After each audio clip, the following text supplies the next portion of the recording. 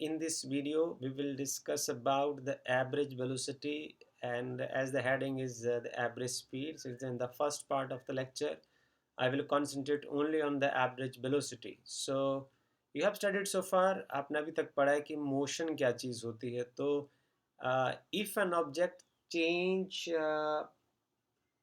its position with time, change its position with time if an object change its position with time, okay, then it is said to be in motion. Right, so what is now velocity? तो velocity क्या होती है? अब आपको ये समझना है कि velocity क्या होती है. ये देखिए, velocity में आपको ये सीखना है कि how fast the body is changing its position.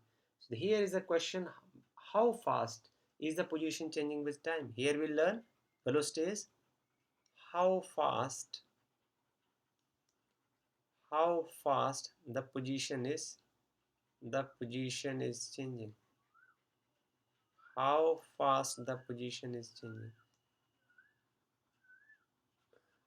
ये पोजीशन जो कितनी तेजी से चेंज कर रही है, एंड इन what direction,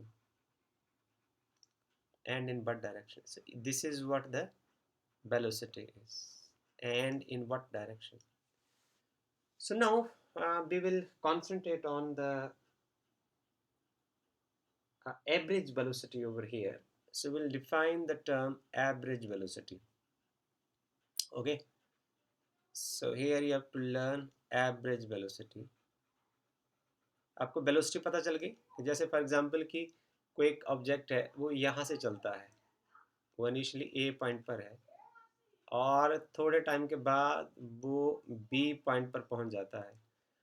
तो ये मोशन हुआ कि वो बाकी चीज़ें वही हैं और एक बॉडी ए पॉइंट से बी पॉइंट तक जा रही है, बट वो कितनी तेज़ी से वो यहाँ से यहाँ जा रही है. सो वेलोसिटी क्या हुई? वेलोसिटी का मतलब ये कितनी तेज़ी से ए पॉइंट से बी पॉइंट की ओर जा रही है, उसको हम वेलोसिटी बोलते हैं. So now we have a concept of average velocity. अब एवरेज वेलोसिटी को यदि आपने समझना है तो उसको कैसे समझना है? एवरेज वेलोसिटी क्या होगा? Average velocity is defined as the change in position divided by time interval. ये रेशियो होगी चेंज इन पोजीशन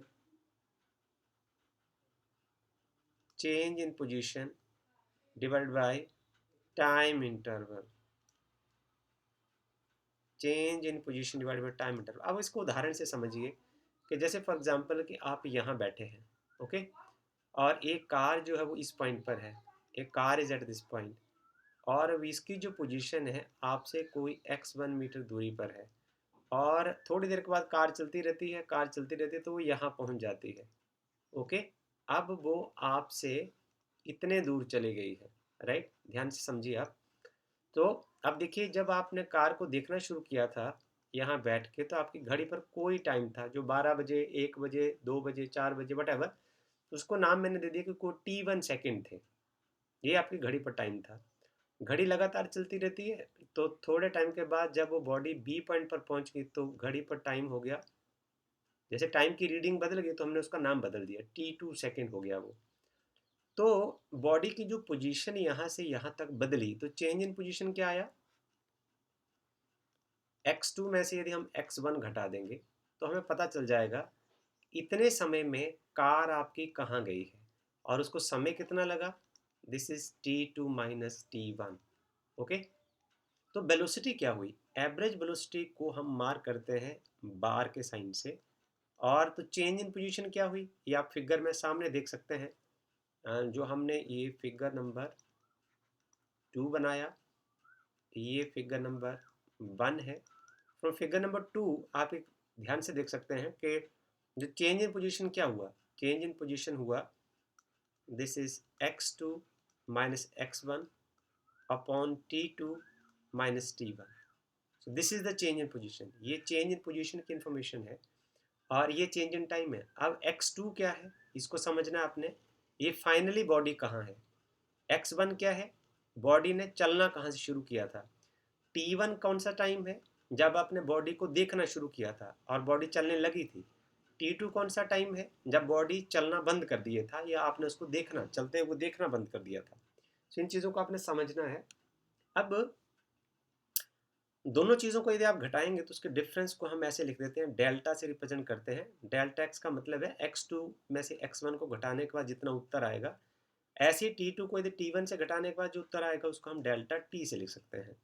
तो ये जो पोजीशन का जो चेंज आएगा इसको हम इधर मीटर में माप सकते हैं और ये बटा सेकेंड आ जाएगा। तो इसके जो यूनिट हो जाएंगे, मापने का जो पैमाना हो जाएगा वो मीटर पर सेकेंड हो जाएगा। तो आगे हम जो आपको बात बताने वाले हैं वो ये है कि आपने ऊपर वेलोसिटी के बारे में क्या पढ़ा था कि एक बॉडी वेलोसिटी, यदि आपसे कोई पूछे कि वेलोसिटी क्या चीज़ होती है भाई, तो आप ये बता सकते हैं भाई कि आप 2 पॉइंट ले लीजिए ए और बी, उसमें बॉडी ए से लेके बी तक जा रही है, तो वेलोसिटी आपको ये बताती है कि कितनी तेजी से बॉडी ए से लेके बी तक जा रही है और किस डायरेक्शन में जा रही है। दो सूचनाएं आपको वेलोसिटी की इंफॉर्मेशन से मिलती है। और साथ में वेलोसिटी जो है अपने आप में इन बट डायरेक्शन का मतलब क्या है, इन बट डायरेक्शन का मतलब क्या है कि ये आपको बॉडी किस डायरेक्शन में जा रही है उसकी जानकारी भी देती है। सो जो भी फिजिकल क्वांटिटी का मतलब होता है जो मापी जा सकती है, देखी जा सकती है, कैलकुलेट की जा सकती है, उसको हम फिजिकल क्वांटिटी बोलते हैं। तो आप एक चलती हुई बॉडी में उसकी वेलोसिटी को ऑब्जर्व कर सकते हो, तो इस फिजिकल क्वांटिटी को आप मीटर पर सेकंड में मापते हैं। और ये जो फिजिकल क्वांटिटी जिसमें मैग्नीट्यूड हो और साथ में डायरेक्शन भी हो, उस क्वांटिटी को हम क्या बोलते हैं कि ये वेक्टर क्वांटिटी है। This quantity is called vector quantity. Okay, तो वेलोसिटी जो है उसका मैग्नीट्यूड भी है। जिस मैग्नीट्यूड के मैं आपको उदाहरण से समझाता हूँ, मैग्नीट्यूड का क्या मतलब होता है। एक कार जो है वो 80 किलोमीटर पर आवर की स्पीड से चल रही है और वो जा रही है नॉर्थ की ओर, टुवर्ड्स नॉर्थ।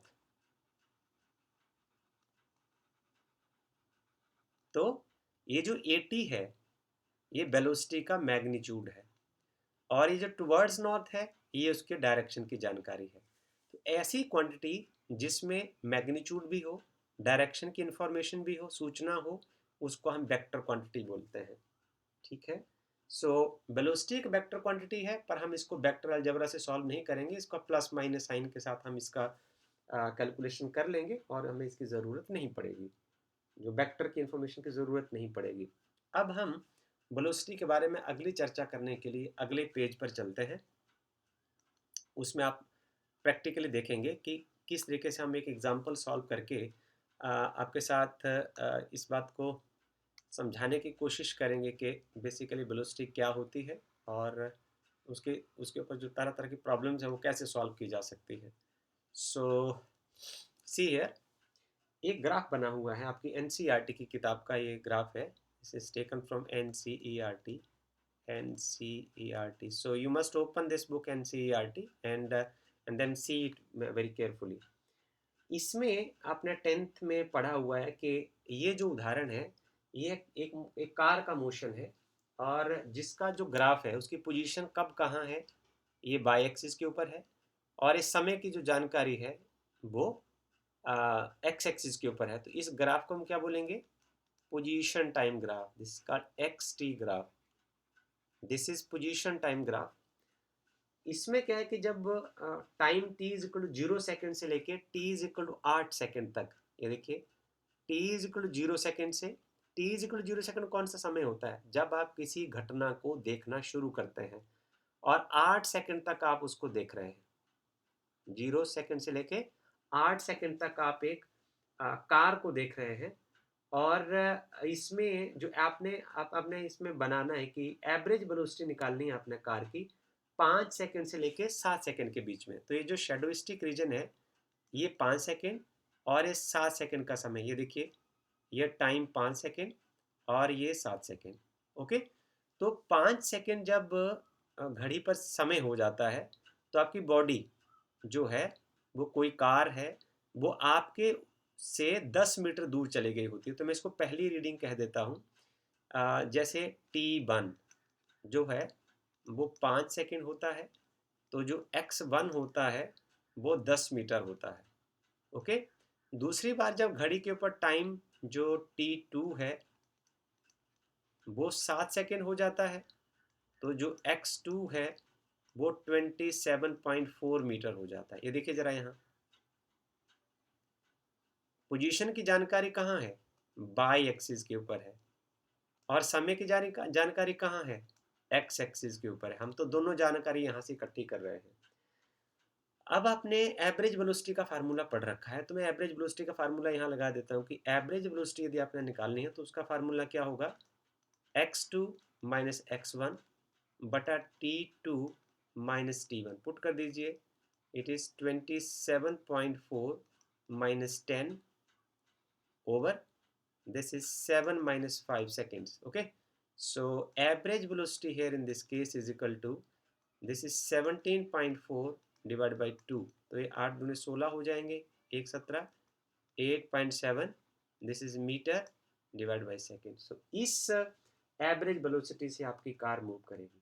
अब एक और इन्फॉर्मेशन की, जो एवरेज वेलोसिटी बेसिकली क्या है, इसको देखिए जरा, इसका जो आंसर है ये x2 minus x1 and it is over to t2 minus t1। See carefully, मैं इसको इधर मिला देता हूँ, ये देखिए मैं इसको ऐसे मिला देता हूँ parallel to the X axis. तो ये जो वाला पार्ट है ये कितना बचेगा, इतना इतना पार्ट जो है ना, ये वाला जो पार्ट है वो x2 है, और ये वाला पार्ट कितना है, x1 है। तो ये वाला जो डिस्टेंस है वो कितना है, x2 माइनस x1 है। ओके, और जो ये वाला जो डिस्टेंस है वो कितना है, t2 माइनस t1 है।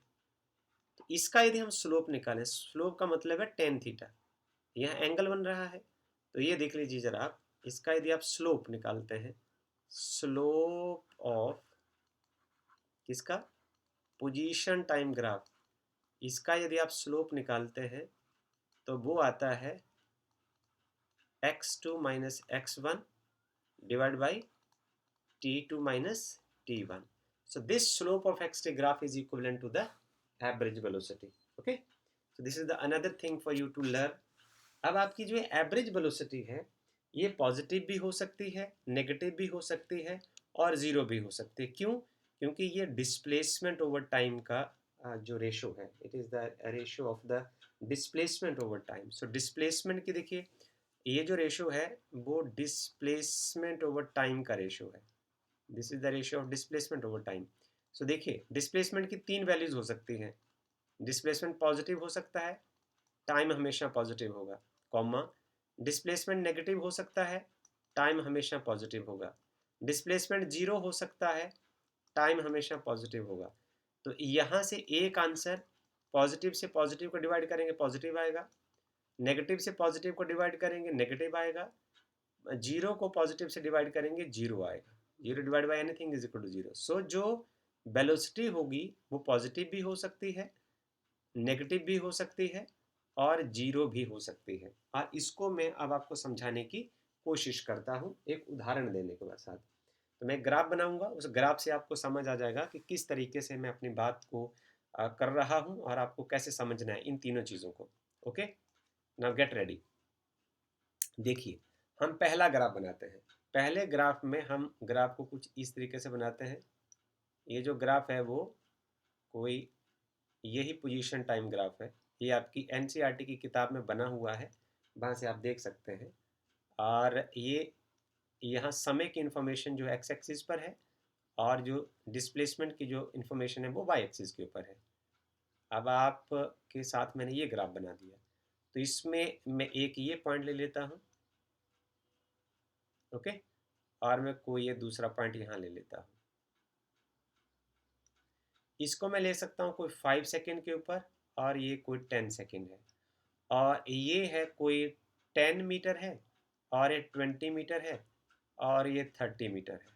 अब देखिए ज़रा, जब स्लोप पॉजिटिव होगा तो इसमें जो t1 का वैल्यू है वो 5 है, 5 सेकेंड है, तो x1 का जो वैल्यू है वो 10 मीटर है, और t2 का वैल्यू जो है ये वाला है, ये 10 सेकेंड है, और x2 का जो वैल्यू है वो 20 है। ओके, अब इसमें निकालिए जरा, देखो एवरेज वेलोसिटी क्या होगी इस केस में। It is 20 minus 10 over 10 minus 5। So 20 minus 10 10 और 10 माइनस 5 दिस इज 5। सो ये आ जाएगी 2 मीटर पर सेकेंड। तो इसमें देखिए आपको कंक्लूजन क्या निकालना है। मैंने आपको ये क्यों करवाने की कोशिश की कि जब ग्राफ इस तरीके का होता है मीन्स उसका जो स्लोप है वो पॉजिटिव आता है, ये पॉजिटिव स्लोप है, तो जो वेलोसिटी होगी वो पॉजिटिव होगी।